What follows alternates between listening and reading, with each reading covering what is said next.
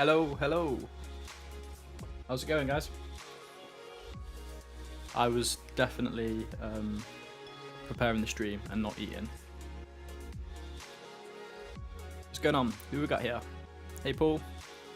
Hey, Aled. Hey, Neil.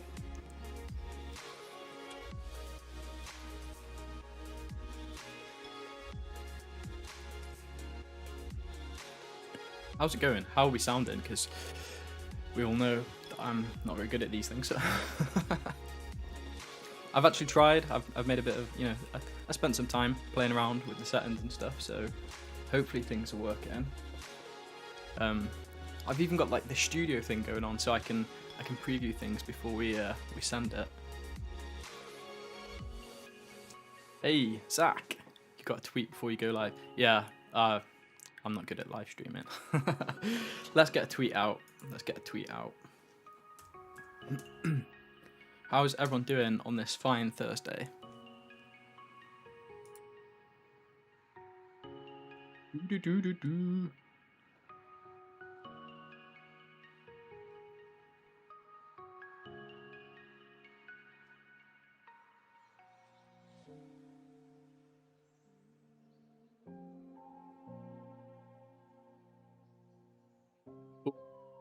There we go, Zach. The tweet is out. Hey, I don't know what your name is there, but hey, Portugal. Yeah, I'm a pro. Hey, you've got Aaron here. Omar. Hey, hey, hey. You got all the peoples. Where should we start? Sound is balanced, you're loud and clear.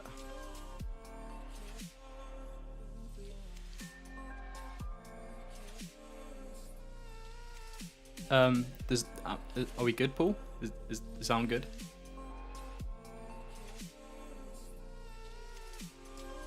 Do I need to boost? Stuff up? No. Gosh, this is weird. I don't usually do public streams. Usually it's just with Patrons. And sometimes it's just with one Patreon. Johnny. Oh, nice Paul. Keeping me fresh.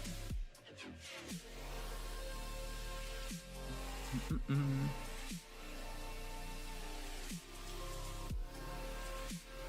we go, Paul. You got some powers now. Ooh. Do I feel like I'm talking to myself? A little bit. I can actually hear myself. I think I've got the audio monitoring on. Can you hear this twice, by the way? Can I hear this twice? I think the sound is on twice. Do I need to remove this? Yeah. Okay, I just removed something, so if things just broke, then tell me. Tell me. Hey, Chris in South Africa. Hello. Okay, so why have we gathered here today? Well, audio sounded good. Cool. So why have we gathered here today? Well, I've had a few bouts of like sickness where I've literally just been out of action for like a few days, or at some points like a week or so, and yeah, I just haven't really caught up with my YouTube stuff.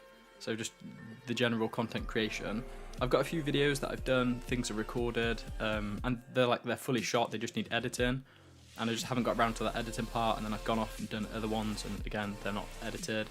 Then I've just had battles with Premiere Pro, and they haven't got done. So I was doing a bit of one today, and yeah, just kind of like it never finished. So there's another one that's like, on the part done. So I thought I'd stream and I'd come and say hello and just catch up and chat with you guys. Yeah, Premiere Pro is really not my friend again today, so what can you do? And yeah, I just thought this would be a little bit different. So I've even made a little list. I spent a bit of time setting up the camera. I've got like studio mode, so I can do things like I can be like, hey, check out these things that I was talking about. We can be like, whoa, hands. But yeah, we're not using green screen either, so my like head is in the way there a little bit. But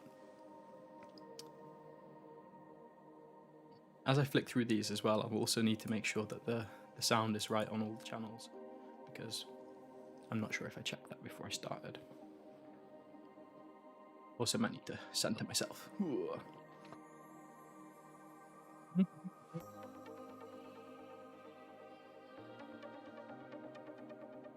Yeah, okay, so that was the Yepple construction going on. Yeah, so the actual construction was nothing with me today. So just like my front drive and the kind of, I don't actually know what you call it, like the drive outside of my drive, the little bit there, my extended drive, that was all just getting rollered today. So it was getting all tarmac this morning and then rollered. And I'm not joking, just a couple of those rollers going around outside, it was just shaking the whole of my bottom floor. So I was trying to record and the mic was like getting a bit of wobble and, you know, things. So yeah, it was just too noisy. So yeah, but no, there was no construction happening for me. But yeah, have a beer. I would love a beer. Actually, no, I'd love a cup of tea right now. So if anybody's watching that's making tea.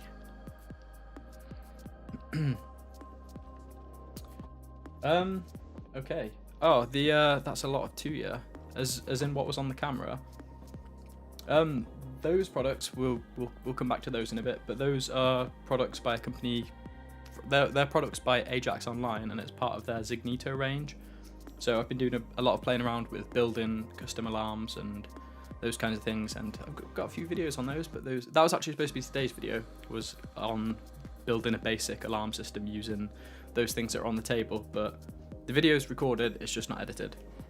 But yeah, let's have a look at my little list of things that I was going to talk about.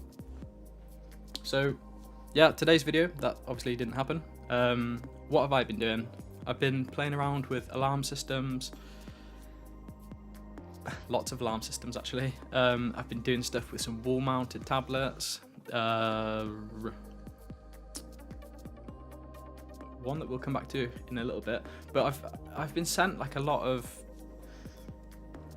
boxes, but these boxes are companies that are putting Home Assistant on their own like unique device, and they're trying to ship Home Assistant. So I don't know. Some of them just not good, but other ones, they're basically just a Raspberry Pi in a case, and then they're going to sell it pre-flashed with Home Assistant, but I don't know. And, if you watched my Akara video, I actually recorded one of those a couple of weeks ago, and that video is kind of done. It needs a very small amount of editing, but that one should be going live. But I've been doing more with my Akara stuff, so I've been setting up loads of sensors around the house, again also in conjunction with my alarm systems, but just literally setting up loads of devices across the house, because since moving in I haven't really done a lot of that stuff, so my house isn't as smart as what it should be, but it's getting there. 3D printing, I've been doing a lot of 3D printing. I've had a 3D printer for a long time and I just haven't really done anything. I should probably watch some more of Bearded Tinker's videos. But yeah, 3D printing. And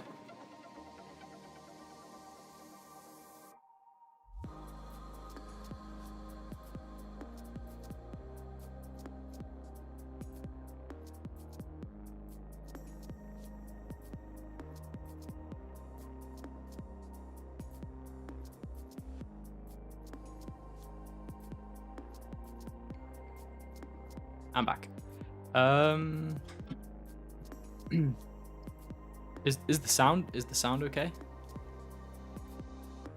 It could be the filter that I have on. Just let me know. Is the sound okay? It might have been the it's off. Sound is great. Fine for me. Fine. Yeah, I don't know. Maybe I don't know if it blipped. I just kicked a cable under my desk, and that's my Ethernet cable. So that's not actually plugged in. So we're doing all of this off Wi-Fi. Whoops. Yeah, refresh is fixed. It might have been me kicking the Ethernet cable. But it must have not been plugged in, surely, unless you've got those like real power kicks. and you can just kick out a whole Ethernet cable. It's probably just the Wi-Fi. We're not going to be going for a super long time. It's just more of a little chat and a little say hello, just tell you what I've been doing. So yeah, hopefully it's okay. If not, we'll try and sort something else on. Watching on 2 devices has brought me back in sync. Thank you, Paul. Yeah, maybe a little refresh, give that a go. I forgot what I was saying. So I did just have a cup of tea handed to me, and then was talking about the sound. Oh, the 3D printer, sorry. Yeah. I'm actually using the VoxLab Aquila. Is it the X2? It's like an Ender clone. That's the one that I'm using. I do have an Ender, but it's not plugged in, and it's still in a box. But yeah, it's one of those ones where it doesn't have the auto bed leveling, and it kind of makes you a bit sad because you know, with auto bed leveling, it will just like do all that fun stuff for you, and you don't have to measure and check. Well, I guess you probably still should check, but yeah, it takes a bit out of it and makes it a bit less fun. So I bought one of. Let's do the camera swap. Let's do that. I bought one of. I don't know if this is going to be back to front for you, but I'm going to show you anyway. I bought one of these, which is the Creality CR Touch. I know a lot of people use the is it the BL Touch? But I bought this thing just to add on to the Aquila, just to make it a bit easier. But yeah, I've not set that up yet. It's on the to-do list.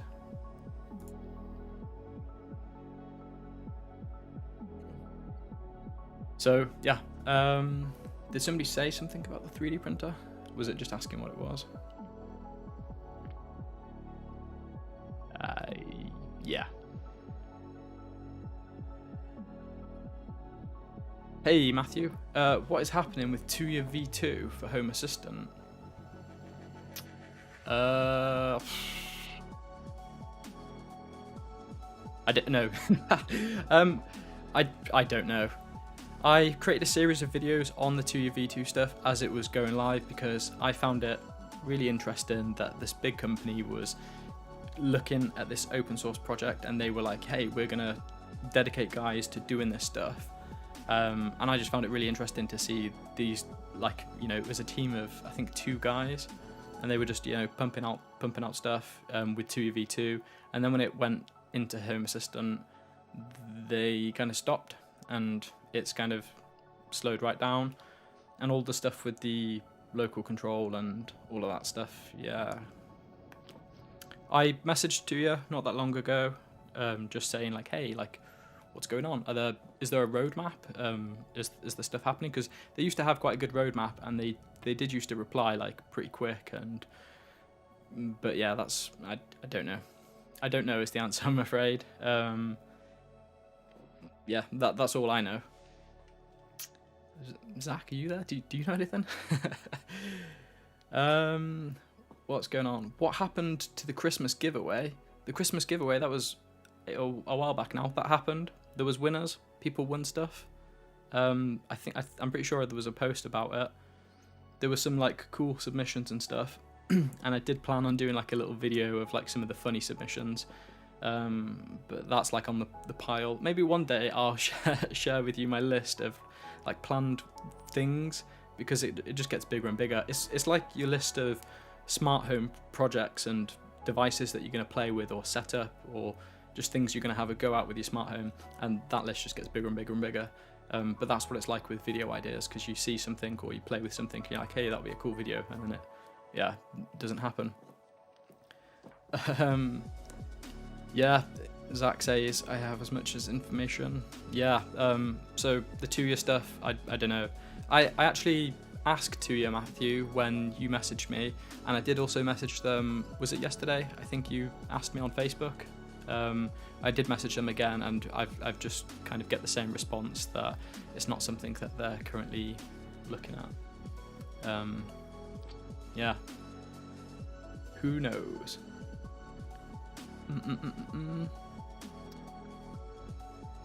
Neil is keen to hear what people are doing with presents.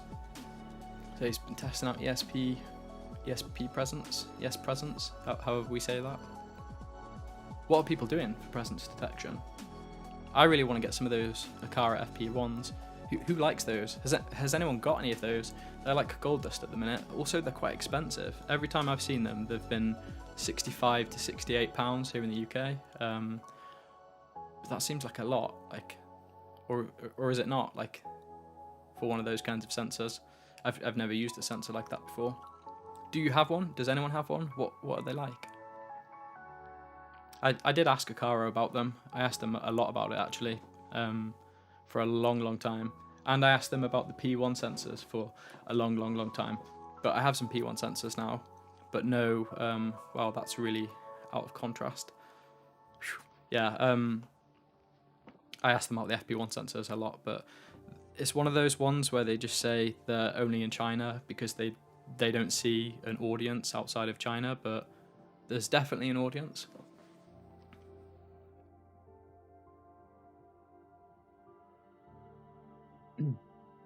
Wow, $100 for the US for one of those sensors. That is crazy. I don't know, like, is it the tech in them? Is that why they're so expensive, or is it just because we can't get them, so the price is like hiked up a bit? I don't know. 40 pounds for the £40 for a sensor that seems like a lot for one individual sensor. I know like the Philips Hue ones have a high price tag because they're like a branded thing, but also they are they are good. But yeah, $100.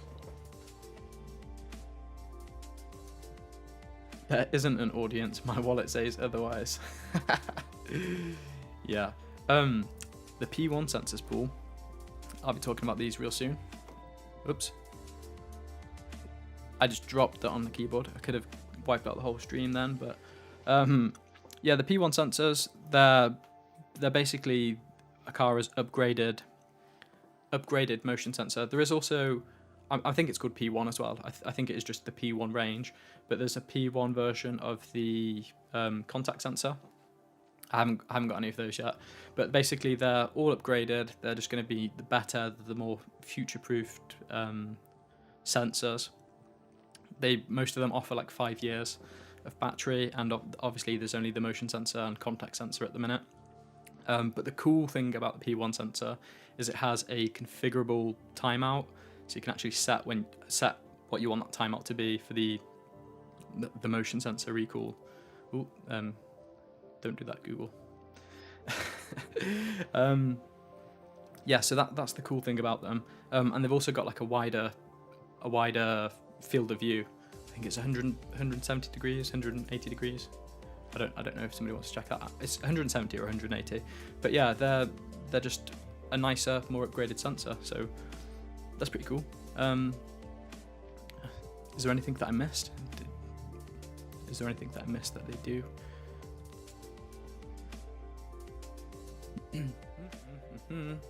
So it's not back to front. It's the right way. So this is the P1. Do I have the other one on my desk to compare them? No. It's a bit chunkier, like on the bottom. That's the only thing. There's actually some stuff on the side. So yeah, the lux sensor on it is much better than the original one as well. They've got that configurable timeout. The 170, I was right, or did I say 180? And the 5 years of battery life. And it works and pairs the same as what you'd expect with Aqara Zigbee stuff. And yeah, just out the box, it works. Yeah, what did I miss? What is my favourite update so far for this year for Home Assistant? I was a big fan of groups. I really liked the groups. Groups. Oh, we've got a little dinosaur subscriber thing as well. See, I'm a professional streamer. See, bearded tinker. I make this look easy. Yeah, I was a really big fan of groups. What else was really cool? There's been so many really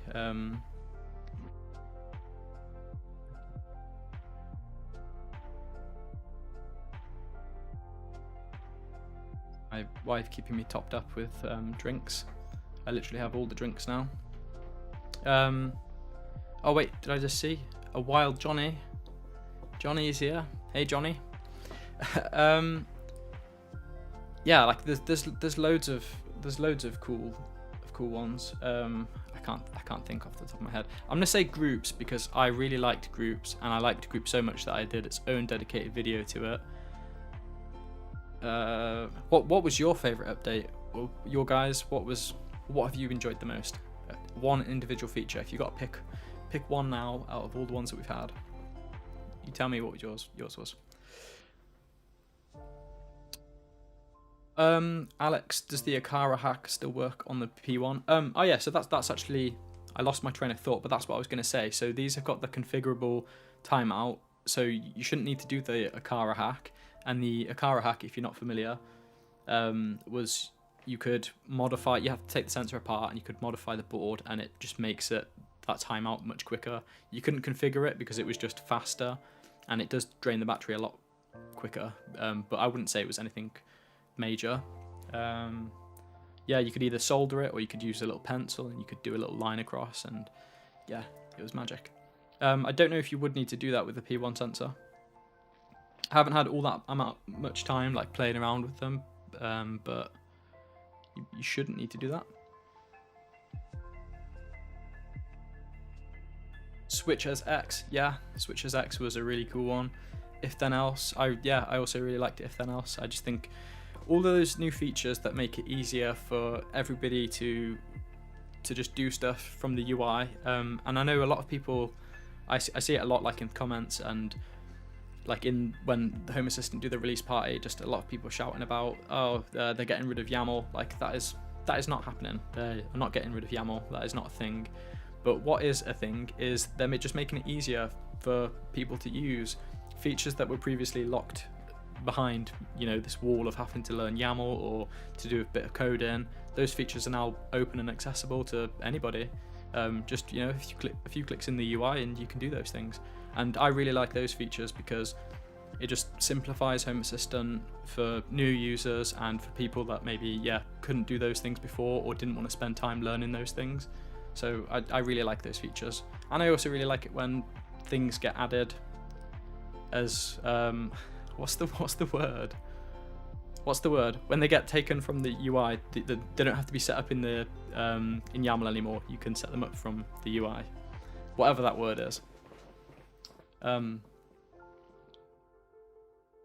Switch as X, yeah, we're glad you're here now, Johnny. I was talking about you a lot.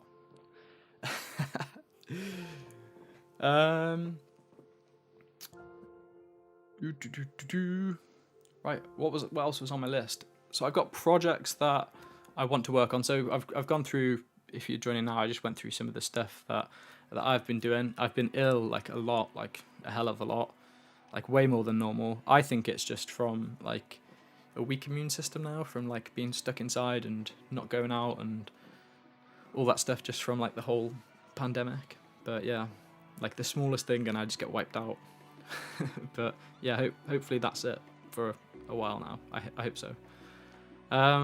So I've got a load of YouTube stuff that's partly done and should be like releasing.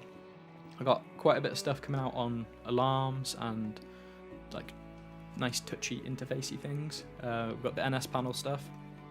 We've got some more of the Amazon Echo tutorials, which is one of those things where I started it.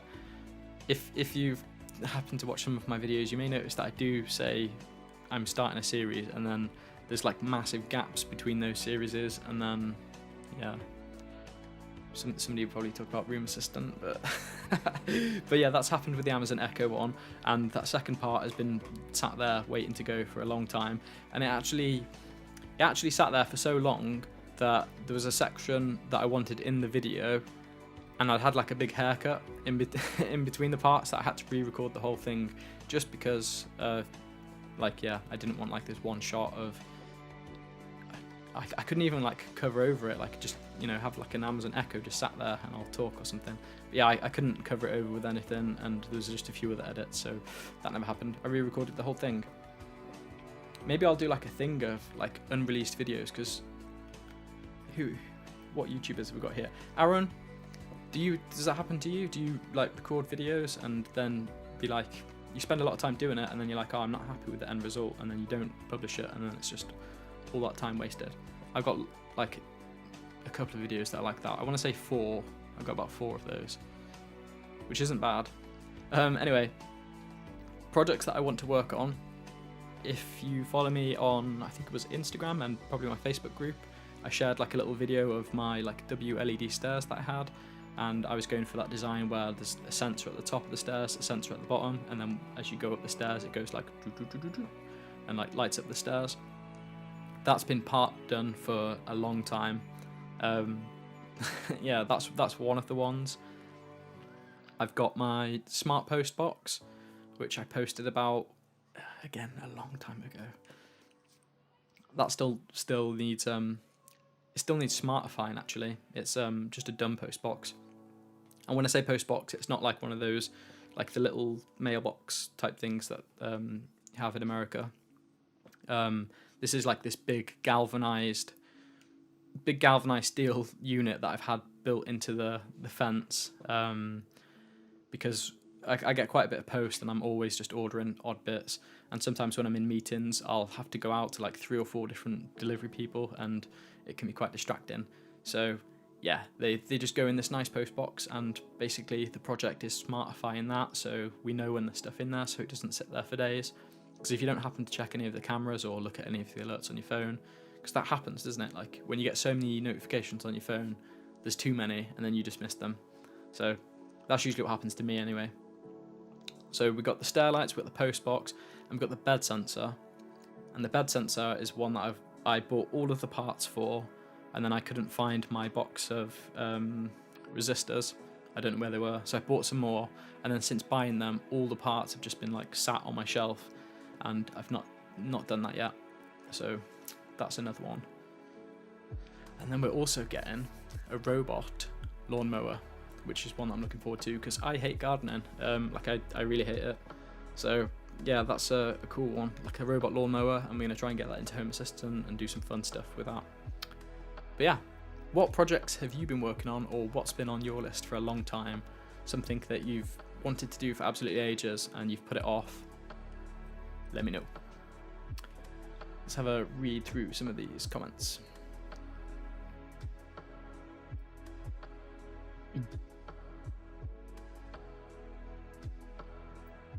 Hey, John.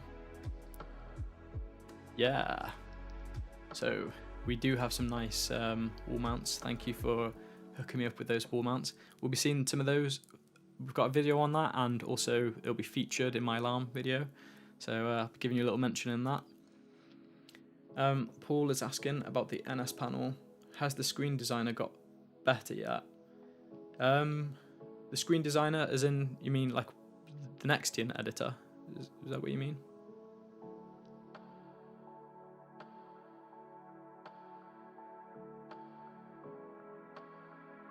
Anyone else have any problems with the Aqara door sensors not liking to connect via repeaters? One thing with what I found with the Aqara products since doing a lot of testing with them is if you're making use of Aqara hubs to link them, which a lot of people, if you're using Home Assistant, you're probably not because you'll want to link lots of other devices. But there is a lot of people that do use them and connect them to Home Assistant because maybe they started off with Aqara, or they bought one of those bundles where you get the hub with it.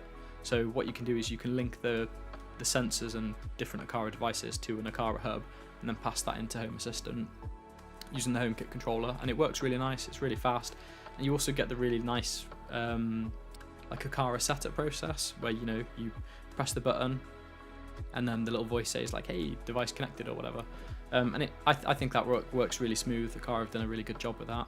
So, but anyway, I found that if you're using those hubs, the devices will pass between those hubs like quite seamlessly, but if you're pairing them to a router or anything else Zigbee, if that sensor moves or it drops that connection, it won't update and move around like other Zigbee devices do. That's what I found. Is that something you found?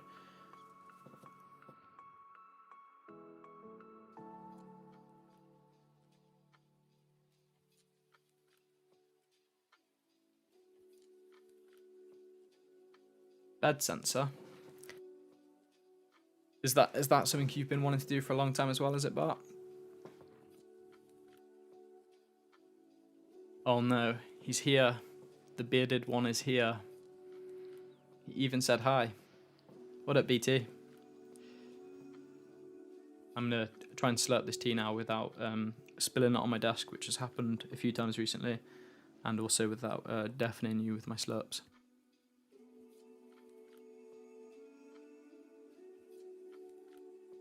So, Mr. Tidded Binker, I'm a streaming pro now, yeah?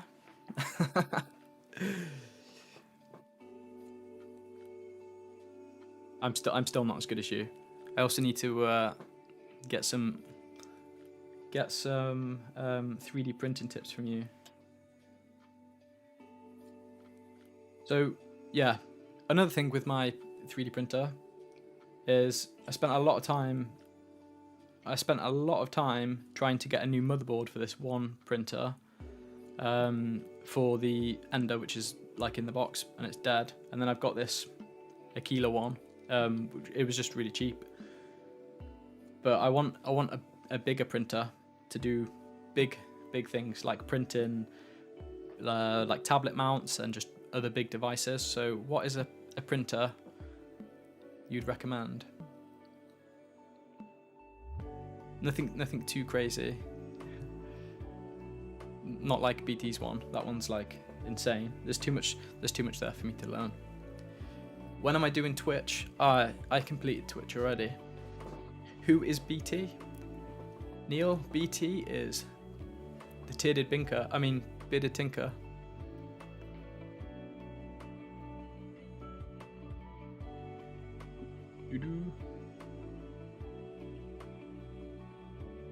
BT equals legend. Is he paying these guys? He's definitely paying these guys. Yes, the Ender CR10. That's what. That's one that I've been looking at. It was a joke. I'm sorry, I didn't know. Yeah, the Ender CR10 is one that I've been looking at. I think that would be a good one. So is fire and forget. That's what I want. I want something that is going to do a bit of hand holding, because I'm still a bit of a 3D printing noob, to be honest. But yeah, something that will do a bit of hand holding. But yeah, if I can just press the button and it will go, then happy days. So that'll be cool. But yeah, does anybody have a robot lawnmower, or like have one that they'd recommend? Because I really want to get on outdoor tech. I'm going to be doing some lighting, like just outdoor lighting, which isn't too exciting, but I love lighting, especially outdoor stuff. It just makes things look nice, doesn't it? Like building up scenes and stuff. Okay, let's have a look at some of the things that I've got on my desk.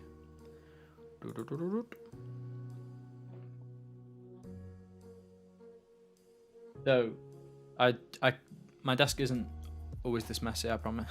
I promise. These are some of the things that I've been playing around with recently. I don't know if you can still hear me when I turn. Yeah. I think I need to remove this audio channel. Remove. Still good? Still good on the audio? I removed something. I always get scared. So Z-Wave stuff. I've been playing around with Z-Wave. This is an S2 700 stick. So yeah, Z-Wave in the UK. I don't really think Z-Wave is super big in the UK, or as big as it is in other places. Do UK people, anyone in the UK, are you using Z-Wave? Do you have a lot of Z-Wave devices? I actually find it hard to find Z-Wave stuff in the UK. I mean, not hard, like you could just go on Amazon or whatever, but you don't see it that much. So yeah, I've been playing around with some Z-Wave stuff, some Z-Wave sensors and some other little Z-Wave bits. And again, that's like one for a future thing. But it works quite well. Oh, also, this stuff is from Zeus. Is that how we say it? I don't know if they always sell stuff in the UK, but they're selling a load of stuff now in the UK. So those guys sent me like a nice box of things to play with. This thing is cool. I've really enjoyed playing around with this. This is a Zigbee siren. It's got a little controllable LED on the top there. It says it's 85 decibels. I mean, it's pretty loud, but I don't know. I haven't tested that if it is. It's quite loud, but I wouldn't really say it's any crazier louder than like a fire alarm or anything. But I mean, those are still pretty loud. And if you had a couple of those across your house, so there is like a little ring thing that you put on the back there, and you can attach that to a wall or whatever. But this is by Ajax Online, and this is part of their Zignito range of Zigbee products. They do a whole bunch of different Zigbee products, and they've got a lot of stuff that's kind of geared towards home alarm systems. But yeah, this thing is nice. It's got an inbuilt battery, and you can power it by mains if you wanted to. Just always leave it plugged in. There's an on-off switch as well, and yeah, a reset button. But with this, using this with Zigbee to MQTT, you can control the light on the top. You can set what kind of like strobe effect or whatever you want to have on it. You can pick the tone for the alarm, and you can obviously make it play a loud siren. So that's quite cool. I've been using that as part of my alarm system. If you've never seen Ajax Online, then go and check their stuff out, especially if you're in the UK. I think they do ship elsewhere to like the US or whatever, but you're probably going to have like the customs charge or, you know, extra shipping fees. But definitely if you're in the UK, go and check them out. I've got like quite a few lights and other bits from them, and yeah, we'll be having a look at some of their stuff again in a future video. But some of this other stuff here is actually some other Ajax bits that I've been playing around with. So there's an Akara button there. This is another cool one, which I have to make sure that siren's turned off in case I accidentally press the buttons. But this is again part of their alarm range, but it's like a little fob. And all the majority of their products are Zigbee based, but it's a little fob, and you know, you can use it to disarm your alarm system. You can program those buttons to be whatever you want, as you'd expect with like a little Zigbee fob. But that's quite a nice thing. Yeah, then we've got some, you know, contact sensors, vibration sensors. This is a leak sensor, and this is quite a big leak sensor. Aaron, are you still here? Is this like one that you tested? I saw you had your video on leak sensors, but I've not seen it yet. But that is like a chunky boy for a leak sensor. Like if we compare that to like Akara's little one, yeah, that is a big old chunky boy. Anyway, yeah, leak sensors. The majority of this stuff. Oh, here's another one. If you're in the UK, again, Ajax Online, they sell Zigbee smart plugs, just 13 amp plug, and these things have energy monitoring too, which is nice.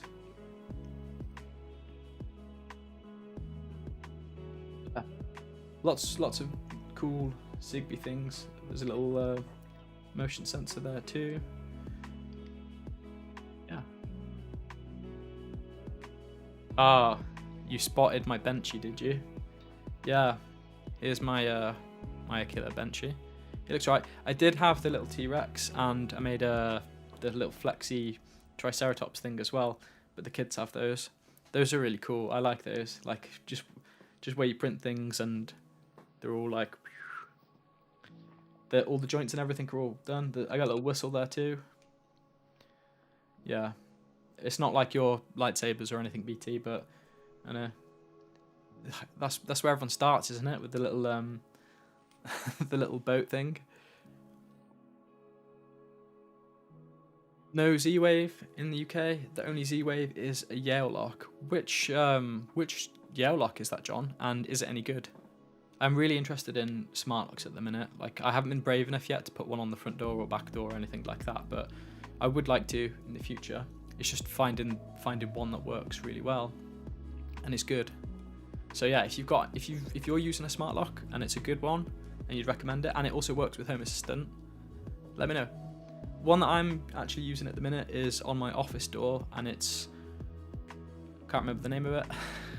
Ah man, I want to say it's K100 or something like that.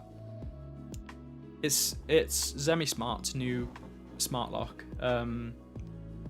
but it's their new smart lock, but it's the Zigbee version of the smart lock. I think they had the Wi-Fi version out for a long time, but it's the Zigbee version of that lock, and it works with Home Assistant, but there's one kind of like caveat to it, is you have to make use of ZemiSmart's Zigbee hub, because it passes through the HomeKit controller, but it does work in Home Assistant, and yeah, it works well.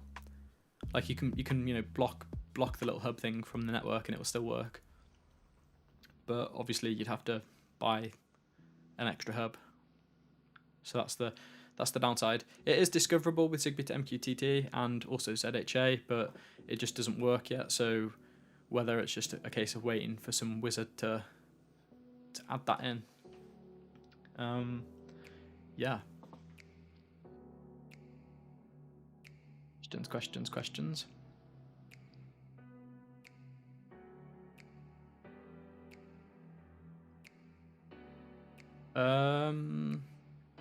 What was that for?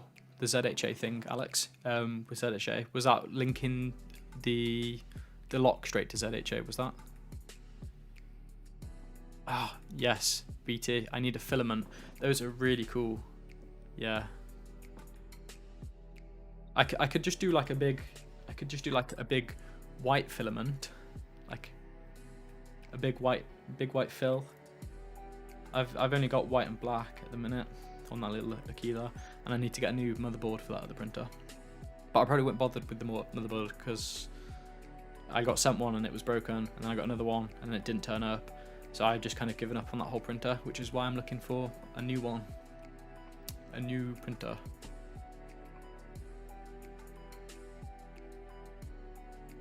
Yeah, locks are great.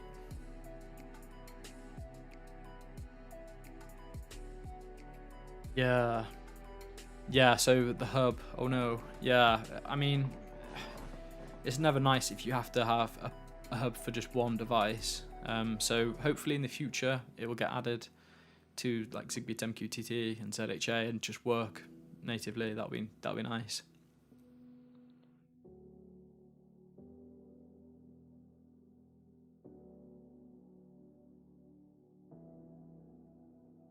I'm just having a little read of the comments here. Yeah, so Yale seems to be like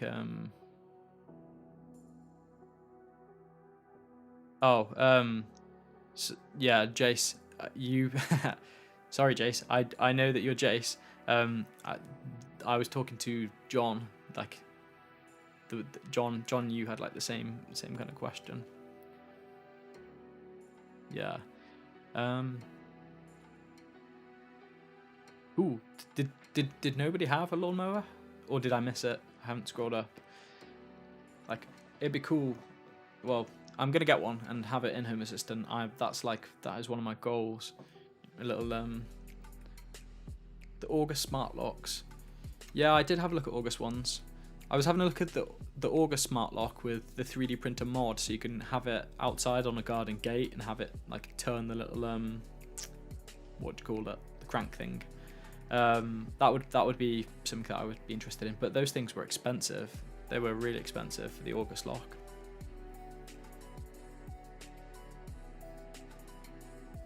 Hey Corey. Yeah. Oh, I'm glad that the videos have been helpful. There are very few smart lawnmowers, I know. I saw that project recently. I don't know if it was Home Assistant that shared it. Somebody shared it about the open source lawnmower. That's cool.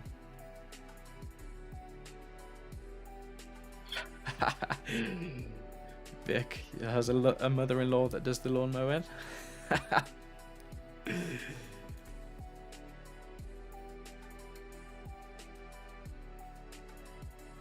Yeah, send me that on Twitter. That'd be cool. Right, what else have we got here? What other goodies? So we had a look at my little the little Creality thing there. That's like on the to-do list. We got some new products from Sonoff that I'm going to be having a look at and play with. If is anyone using the Sonoff dongles, that's what I personally use to do all of my Zigbee stuff. But the new Sonoff Zigbee bridge. Oh, we had a bit of lag on the old camera there. Yeah, so does it actually say? Oh yeah, it does on the top. So it's the Zigbee Bridge P. So this is basically the Sonoff Zigbee dongle 3 plus, but in the little bridge format. So that's squished down into the bridge. And what's nice about this is you don't have to have it plugged into your Home Assistant box. Currently, I don't think it's been flashed yet. I haven't had a look recently, but the last time I checked, it hadn't yet been flashed. But I imagine it won't take long for like Blackadder or somebody to do stuff with that. But yeah, if you're a Sonoff device user, that's a new one from Sonoff.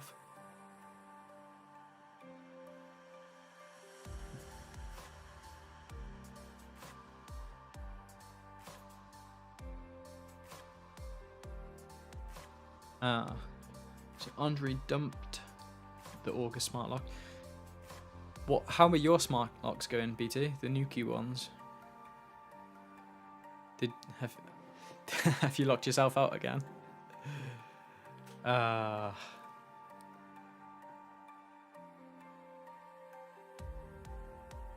I really like the Sonoff dongles.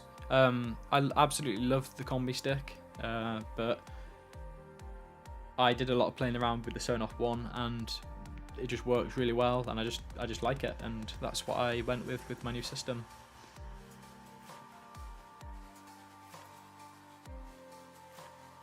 I don't actually have the Sonoff RF bridge, but I do actually plan on getting one, because I've got a few of the Sonoff RF switches which I've just not been able to do anything with really. I thought they had ESP chips in, but they don't. They're the newer RF ones. So yeah, the RF only. I don't know if you can control them with something else, like the Broadlink or anything like that. Again, I've just not had a go at doing that stuff yet. If you've done anything like that, then let me know. Also from Sonoff, we've got, I don't know if this is out yet. I don't think it is, but it's the Sonoff Cam Slim, and it's Sonoff's new smart home camera. Yeah, I imagine this will work quite nicely in Home Assistant. It has RTSP, and then it has like a lot of the other like usual camera things that we'd know and love and we'd expect in a smart home camera now. You know, full HD, infrared, RTSP, two-way audio, optional cloud storage. I think Sonoff are pushing more towards now like having a lot of stuff more locally controllable, which is nice. I know that they were doing a lot with using their own protocols and stuff, but that's cool. So that's another new thing from Sonoff. And then one that I really do love, that I haven't yet had a go with, but I've been waiting for, and I've got a few of them. It's the new Sonoff L3s. So if you've made use of any of Sonoff's LED strips, they're just nice LED strips, nice and simple. Plug them in, link them up, good to go. You can add them into Home Assistant, like using Sonoff LAN, or you know, if you wanted to, you could flash them and do it like that. I just use the Sonoff LAN and they work really nicely. But these are the new L3 Pros. These are RGB IC.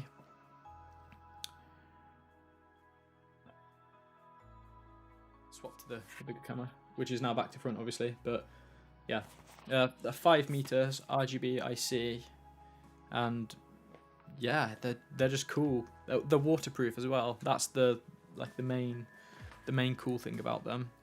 So my plan for those things is I'm gonna have them like running under like the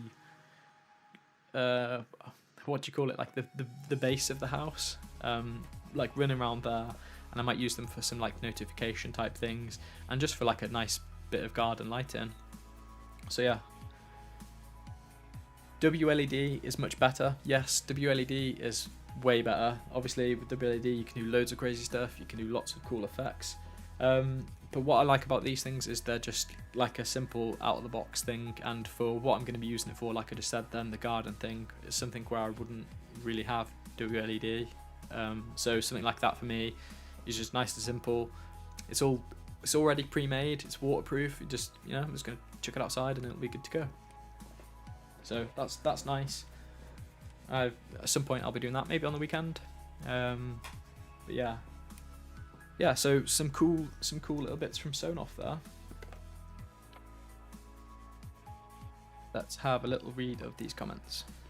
I'm sorry if I've missed your if I've missed you asking stuff too.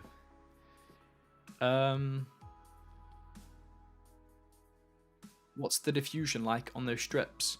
The L3s, I've not yet had a go with them. I'm hoping it's quite nice, but I don't know.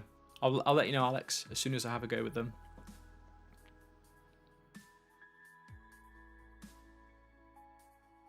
Under the roof fascia, yeah. I don't know.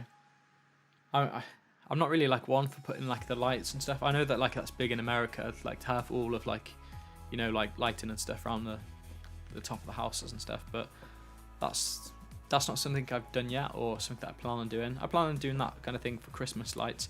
So maybe when it gets closer to Christmas, because this will be the second Christmas that I have in this new house, but it will be the first proper Christmas, because the last Christmas was super rushed and we were living out of boxes and stuff, so I don't really count that one. But yeah, we didn't have any decorations or anything, so yeah, maybe I'll put some lighting up and I'll be oh, it'd be cool if we have WLED now and just leave them up there permanently.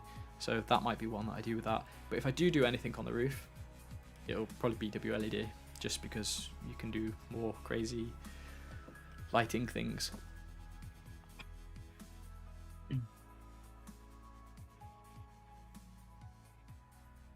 Yeah. How are the Govee LEDs? The Govee ones are okay. There's the Govee API is a bit of a pain at the minute. But if you're a Govee user and you haven't seen, I'll probably add it in the description. Or something later, but Govee are doing a local API, or there's plans for one. Again, I'll share that link. If you're in the Facebook group, I shared it there, and I'll also post it on the other Discord and everything else. But yeah, Govee are working on a local API, so that'll be cool, and it'll be nice to have in Home Assistant. Hey, thanks BT.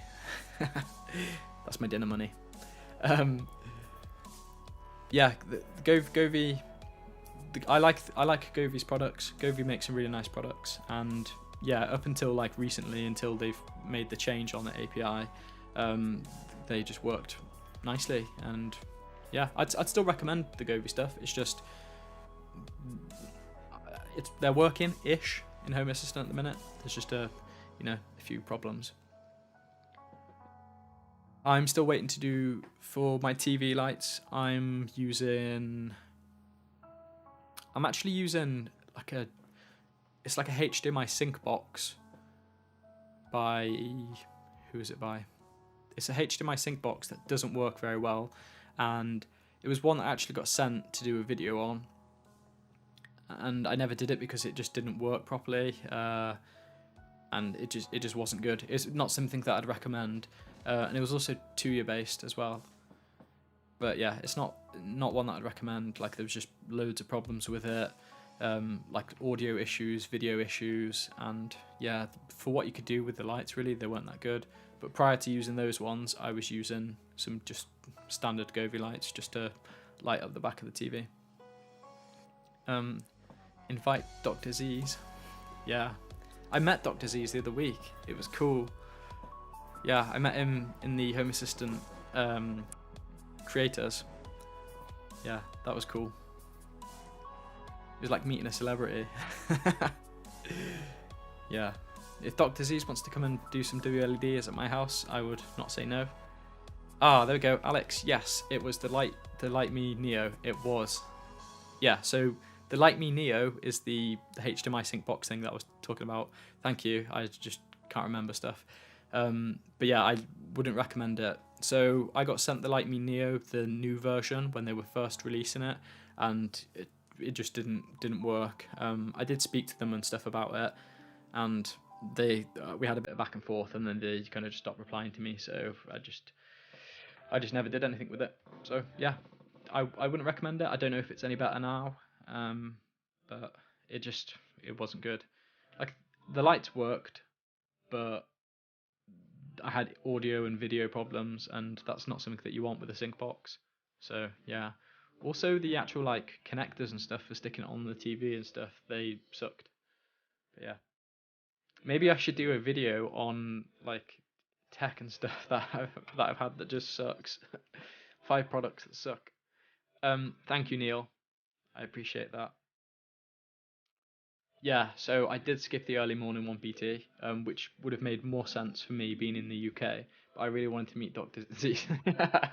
No, the later one suited me better just because of work, and I think it was like 5 p.m. in the UK, but that kind of time is the kids are home, and I wouldn't have had any peace and quiet, and also like helping do dinner and bedtime routine and whatever else. So yeah, I went for the later one, and I probably will always go for the later one. So if you want to come to the later one with me next time, that'll be cool. Yeah, I also got to meet some of the other Home Assistant guys. I got to speak to Paulus for the first time. I spoke to Paulus only ever through message, so that was cool. And Zach, got to speak to Zach. So yeah, it was nice to speak to those people, and also I got to speak to Phil and Rowan from the Home Assistant podcast, and that was actually kind of strange because you can hear them, and it was like you have heard them a lot if you listen to the Home Assistant podcast. If you don't listen to the Home Assistant podcast, then that is definitely one thing you should check out. Those guys do a great job on that show, and it's just easy listening, and you can pick up lots of cool ideas. So go and check out the Home Assistant podcast. Name and shame. Was that the name and shame for the bad products? I would love such a video. You only just realise why he's called Dr. Z's because he's what's it called? The person that puts people to sleep. Anesthetist? Anesthetist? I think it's anesthetist. Yeah, but yeah, that's a cool. He's got a cool name.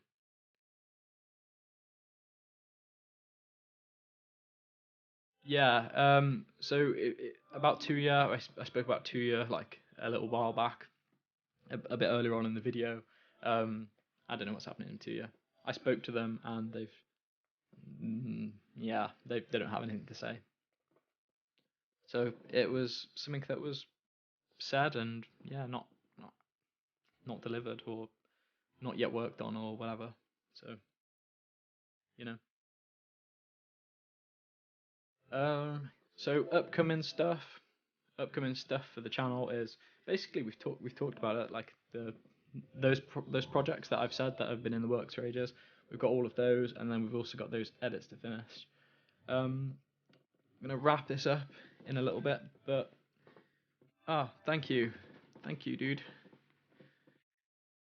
I appreciate that. So before we move on to like wrapping it up, just another little thing that I've got here on the desk. So at the beginning of the video, I said that I've been sent like a few boxes. So companies now seem to be like messaging me like, "Hey, do you want to check out our Home Assistant box?" And then companies that I've worked with or have sent me stuff previously, they are also doing it. So I've had a few like Home Assistant boxes turn up. Let's get this camera on.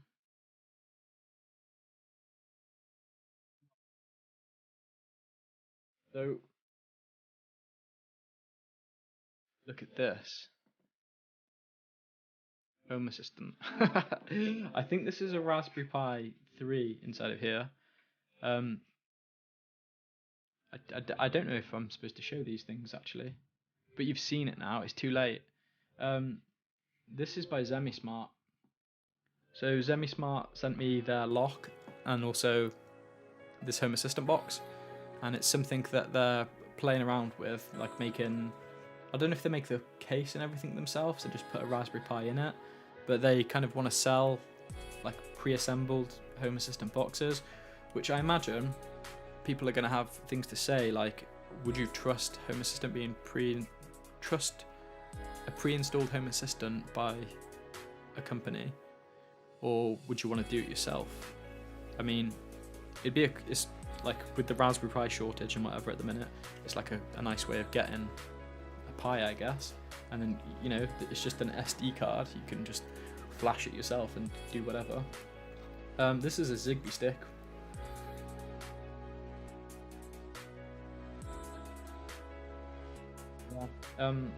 Yeah. What do we think of that? I'm sure it's a Raspberry Pi, although I haven't taken it apart and looked, but I think it is. What's on the back? On the back of this box?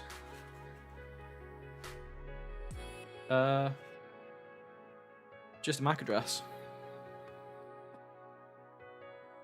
I need to take it apart really and have a proper look at it. There's something on the front there. I don't know if there's like IR or something on it, but yeah. I personally wouldn't trust Home Assistant being installed on like a third-party thing, unless it's coming from Home Assistant, obviously, like your Home Assistant Yellow or your Home Assistant Blue. But that's just me. And also, it takes the fun away, doesn't it? Of, you know, building your own thing. Hey Eric, thanks for subscribing. Yeah, I'll definitely take this apart. Maybe I'll do another stream or something, and we'll have a look at this in a bit more detail. But yeah, it's interesting to hear what your thoughts are. Vic thinks it's creepy. The connections look like a Pi. Yeah, it does. It does look like a Pi. But what's the power? What's the power there? Like maybe there's another board inside there, and maybe there's IR too. Oh no, is that a screen? It's a screen. Look. Can you see? Maybe it tells you the stats. I don't know. That's one for another day, I think.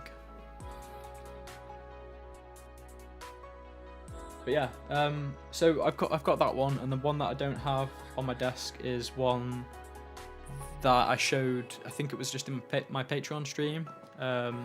But it was by Juson. They sell like a whole bunch of different edge routers and little form factor PCs and things like that, and they were selling one also that had Home Assistant on. But their one, I don't know, I felt like their one was a little bit sketchy. But what was cool about their one was it literally had everything, and you could configure and customize it if that was something that you wanted to do. I'm not sure if it actually did go into production or not. That was another one where I haven't heard back from the company. Like I had problems with it and stuff, and then they kind of didn't speak to me. Maybe it's just me. But that one, you could literally configure it. You could pick what you wanted in this little box. So if you wanted Bluetooth, Wi-Fi, LoRaWAN, what else could you have in it? Z-Wave, Z-Wave, Zigbee. Yeah, you can have all of the different protocols. You can have all of them in a little box. And it was they also had, you know, an option to have battery, so you could have a battery inside of that as well, as like a backup power. So those things were quite cool. I'm not sure how powerful they were, because again, you can configure them, scale them up to whatever you wanted. But yeah, I've not looked into that one for a while. Their thing was a bit sketchy. It wasn't really well assembled. Like, it was falling apart when I actually got it. But yeah. Anyway, Paul, got a drop soon. Nice one. Thank you for stopping by, man. Let's catch up on. So what were people saying? Tony is saying don't trust pre-installed from a third party. I agree.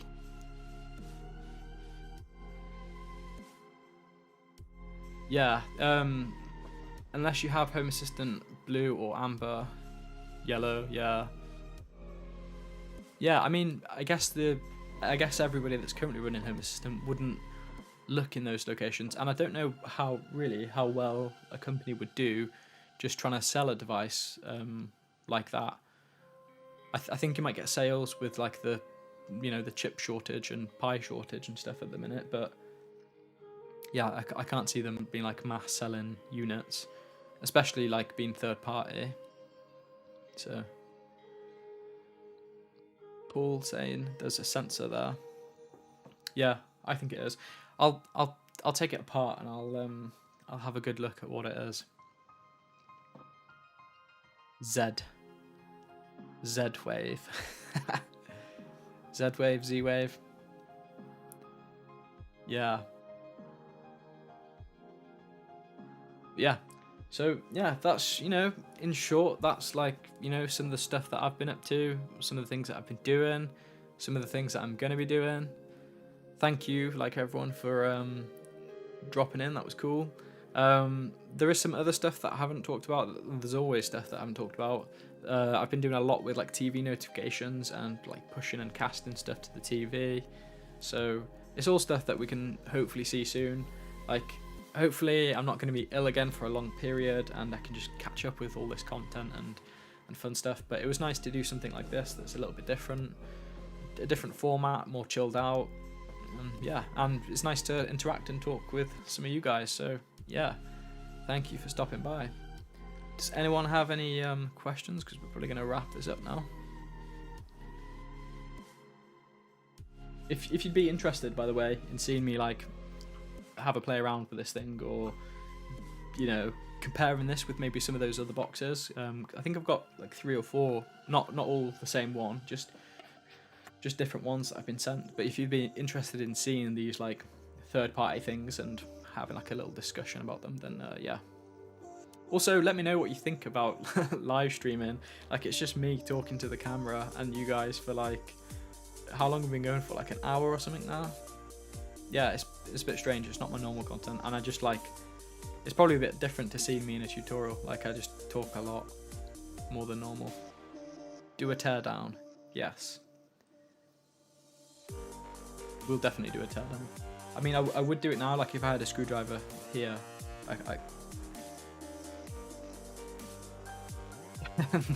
No, I'm not going to do it now.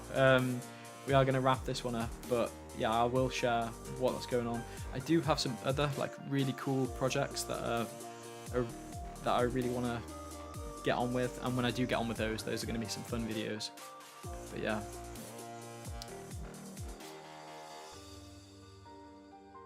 Can you connect Philips Hue bulbs to Home Assistant via Zigbee to MQTT?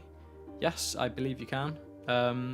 I actually haven't used any of my Philips bulbs since moving home, so I actually haven't connected them to Zigbee to MQTT myself, because when I moved house I decided to swap to Zigbee to MQTT as part of my new setup, but I was using them with ZHA and decons and they worked perfectly fine in those, so I imagine they do just work perfectly fine in Zigbee to MQTT.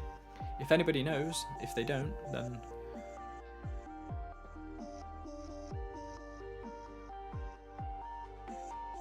I'm preferring Zigbee for my devices now. Yeah, Tony, I love Zigbee. Zigbee's great.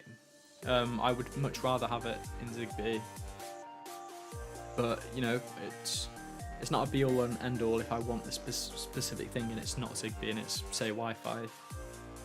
The only things I don't really like is having Bluetooth devices, just because I just find they're a bit limited, and when Bluetooth devices fall off or disconnect, it's always more of a pain to have to sort them out. But saying that, I know a lot of people use like Bluetooth sensors and like Bluetooth plant readers and Bluetooth scales and lots of other Bluetooth things. But yeah, I never really have a good time with Bluetooth.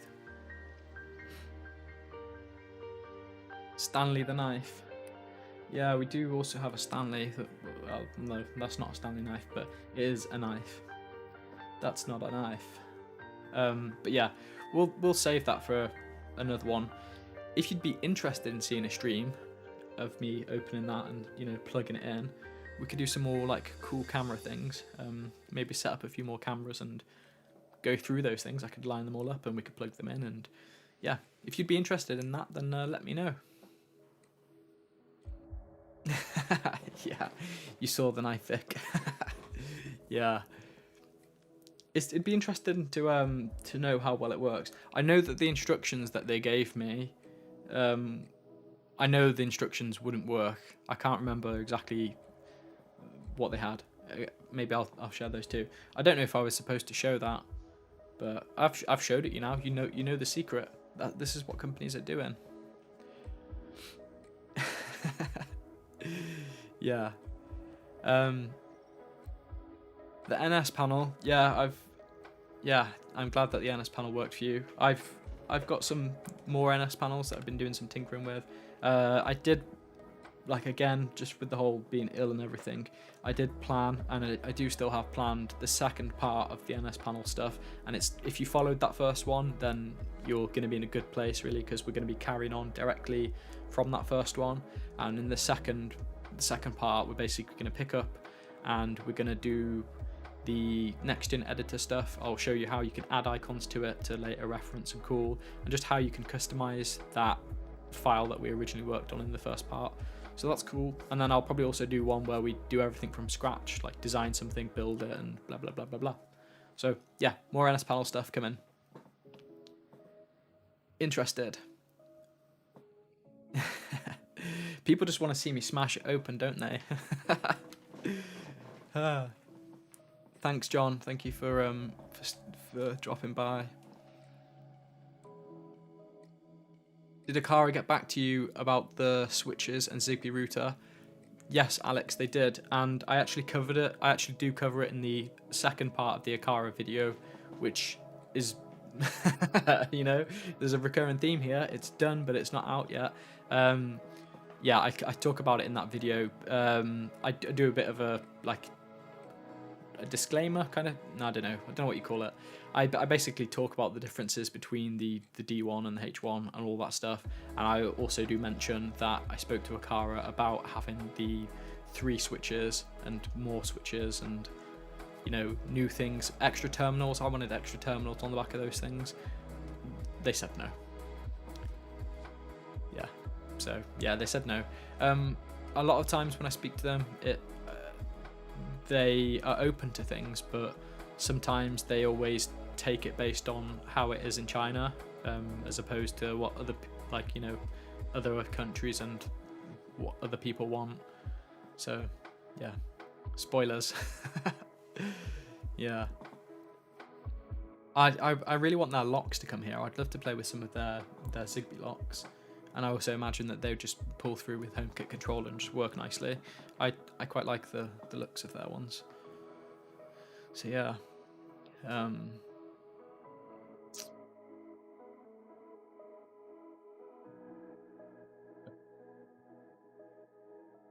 Yes, but announce the stream. Yeah, so like this stream, I never announced this stream. Like, when did I say that I was going to do this? Like, probably like 2 hours before I did it. It wasn't planned. I don't think any of the live streams that I've done, apart from the Patreon Christmas live stream and a stream like the other week, they've never really been planned and set up. I did loads of setup for this video, for this stream even. Like, I had like we had this other camera like here waiting to, you know, talk about the stuff. I was really professional. I also had like a web capture thing, so, you know, if we need to Google things, we could see. I had it all these behind the scenes things. But yeah, it's just something that I'm playing with, having to learn. Like, if people enjoy it or would want to see more streams, then maybe I'd have a go at it in the future. Maybe if Premiere Pro never works again, maybe this is what I do. I'll like live stream all of my tutorials. Nothing janky about that. There we go. Anything else? Anything else before we wrap this up?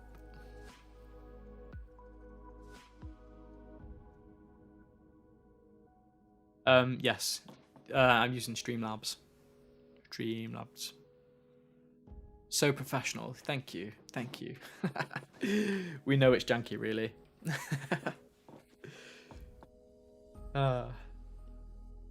Hey, Adam.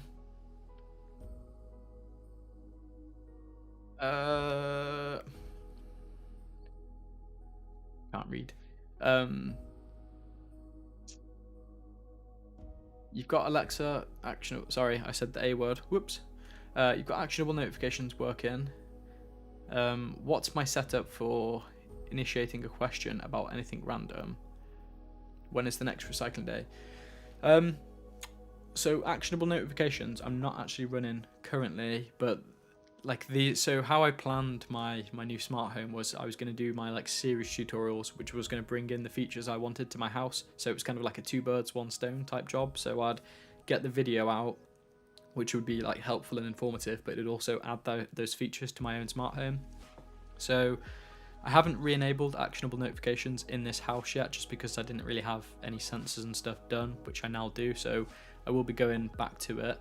But previously, when I was using actionable notifications, I was combining, so for your example there with recycling day, I was combining it with room assistant. So if I was so bin day was the next day, if I was in the kitchen after a certain time and it detected I was in there, it would say, hey, like, just to let you know, it's bins tomorrow or whatever, like, have you done them? And then you could say like yes or no, and then it would, whatever you said then would, either make it not ask you again, or if you said no, then it might prompt you again in the morning or something like that.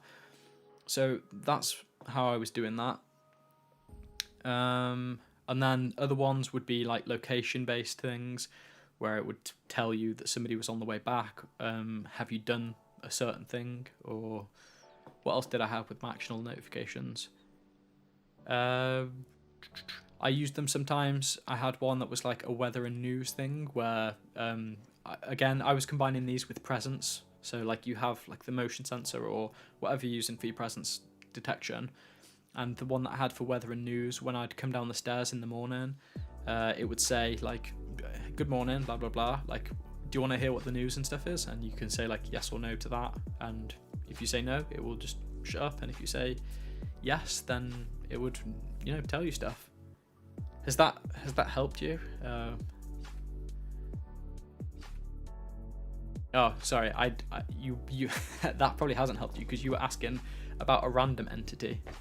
I think that'll be one for another day. I will be covering that kind of stuff when I get onto the actionable notification video.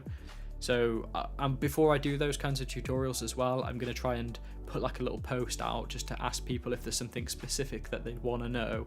So with the actionable notifications, is there something you'd want to know? And I'll try and cover those things in that notifications one. And the same with the other parts of the Echo videos, because they are going to be like a little series. So hopefully I can just touch on things that people are interested in. Yeah, okay. What else we got?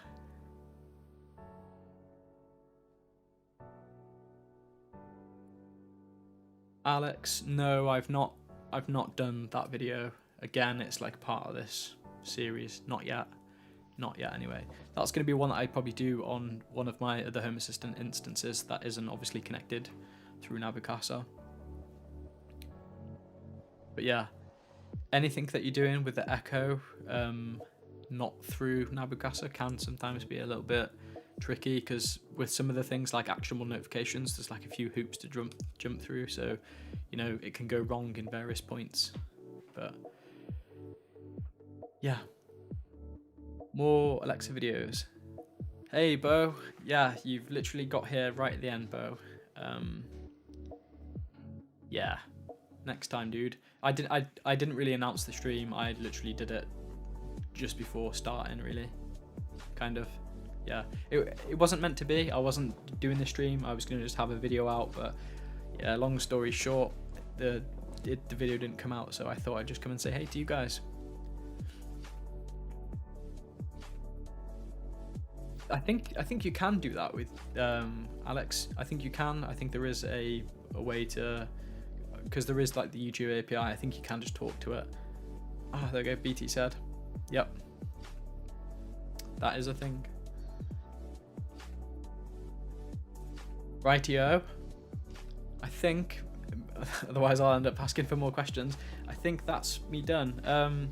If you've enjoyed the stream's something that you'd want to see again, like whether it's me smashing open those boxes or just a little kind of chat like this, yeah, then let me know. Is something different? Like, was it interesting? Was it not? Was it just me talking loads of rubbish? Who knows?